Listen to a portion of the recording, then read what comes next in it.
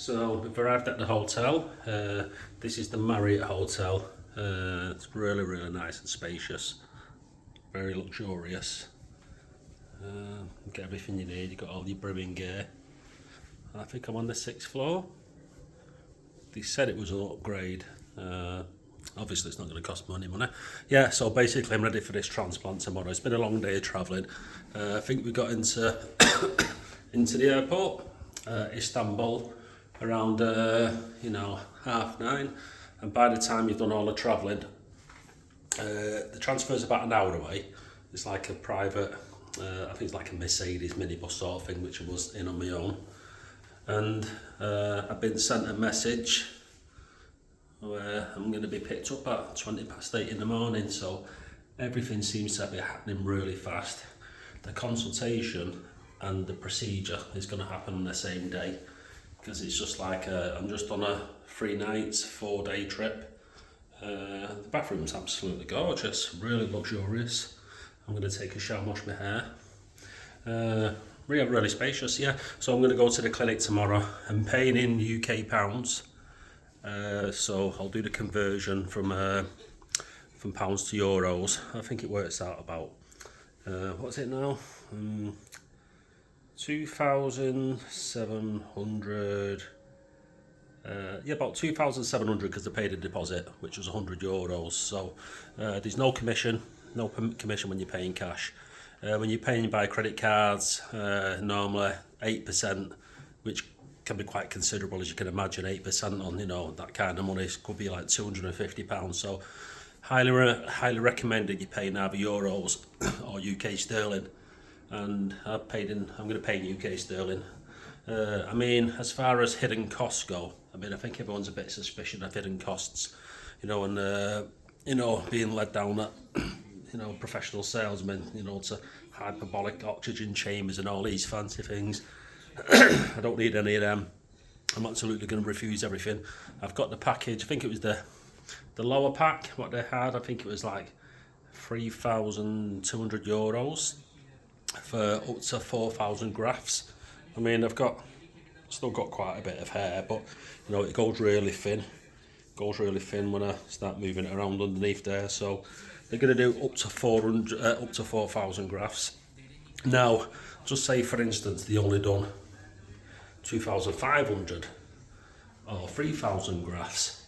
It's a set price, so you're not going to get it any cheaper. So make sure you get your money's worth. They will take a photo, if you request it, of how many grafts they've done, and that's not an issue for them. They've got nothing to hide, they say that, so they're happy to do that for you. So and do your homework properly. Where your hairline was. Take your pictures of yourself, what you've had in the past, how your hair was maybe 20 years ago or something, so they can see what your natural hairline was like back then. And I'd just say get an age appropriate hairstyle that you're going to want. You don't want anything where it's going to take you back to your teens and you're going to start looking ridiculous. So that's what I'm going to do. Another good thing that I found really useful is going on like ChatGPT, putting all your pics in on there of your hair. I'd say put your pictures in of your hair when it's dry, and just sort of like wet your hair and brush it, comb it so you can see everything. And it's really good for giving you advice on what to do, and how many grafts you think you might need. It's going to be different on the day when you speak to the technicians and stuff. So yeah, I think that's it so far.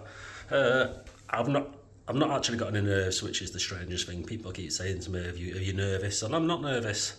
The only thing that bothers me is the boredom. Being on that procedure table for 7 to 8 hours, could be 6 hours, 6.5, 7. But I hate boredom, I really do. So I've got my Bluetooth in-ear earphones, and I've got podcasts on my phone that I can do everything.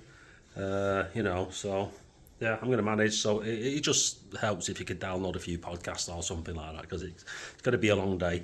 So the breakfast starts here at 6 in the morning, or 6:15. So I'm going to get up about 7ish, maybe 7:15. I don't need a lot of time to get myself ready. Typical bloke. I can get out of bed, have my clothes on, rinse my face and be out of this apartment within like 10 minutes. Go down, have a breakfast.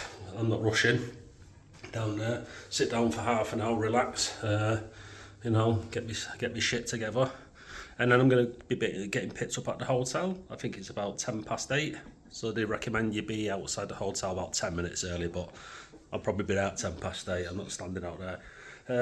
The journey was a bit scary. You know, there was quite a bit of turbulence. It was quite stormy in Istanbul tonight. At one point, the plane felt like it dropped out the sky. You know, about 10 metres, and there was a few people screaming on board. You know, but it was okay. I mean, after that, it seemed to go a bit calmer. So I think that's it. I think that's my take on it so far. I'm probably going to forget a lot of things. But yeah, I'll update you tomorrow and on how it goes. My experience of the day so far so good.